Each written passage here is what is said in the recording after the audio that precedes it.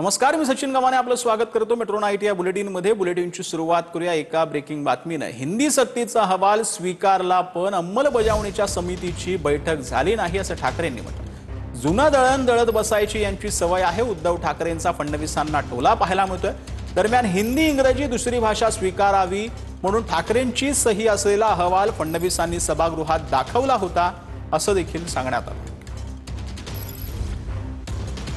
सदर धोरणाची अंमलबजावणी करण्यासाठी कार्यगट स्थापन, समितीच्या शिफारसीनुसार प्रस्तावित कारवाईस मान्यता सही कोणाची आहे हे घेऊन आलो। सही आदित्यजी तर नक्की सांगतील ही सही कोणाची आहे।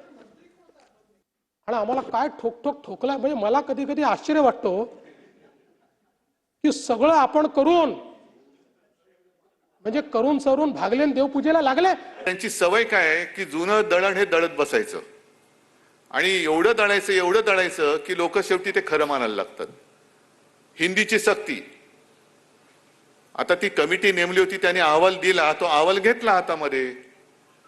आता अहवाल हातात घेतला म्हणजे तो शब्दशः बघितलं तर स्वीकारला, पण तो स्वीकारल्यानंतर अंमलबजावणी करायची की नाही त्या अनुषंगाने कमिटी नेमली होती। त्या कमिटीची बैठकच झाली नाही, कारण त्याच्याच आधी तुम्ही सगळं सुरत गुवाहाटी अशी जी एक यात्रा काढली त्याच्यात सरकार पाडलं, त्याच्यामुळे त्या कमिटीची बैठकच नाही झाली। तर मराठी भाषा येत नाही म्हणून थोबाडीत मारणं सोपं आहे असं उदय सामंत यांनी म्हटलंय। थोबाडीत मारण्यापेक्षा त्याला मराठी येण्यासाठी प्रयत्न करावे। मंत्री उदय सामंत यांनी नाव न घेता राज ठाकरेंना टोला लगावलाय। परप्रांतीयांना मराठी येण्यासाठी प्रयत्न करणार असल्याचं देखील सामंतांनी म्हटलं। टीका टिप्पणी करणं, राजकारण करणं, मराठी भाषा येत नाही म्हणून कोणाच्या तरी थोबाडीत जाऊन मारणं हे फार सोपं काम आहे। मुंबईच्या ह्या आंतरराष्ट्रीय शहरामध्ये जगातली लोक येतात, परराज्यातली लोक येतात, त्या प्रत्येक माणसाला, त्या प्रत्येक इस्माला मराठी भाषा येतेच असं नाही।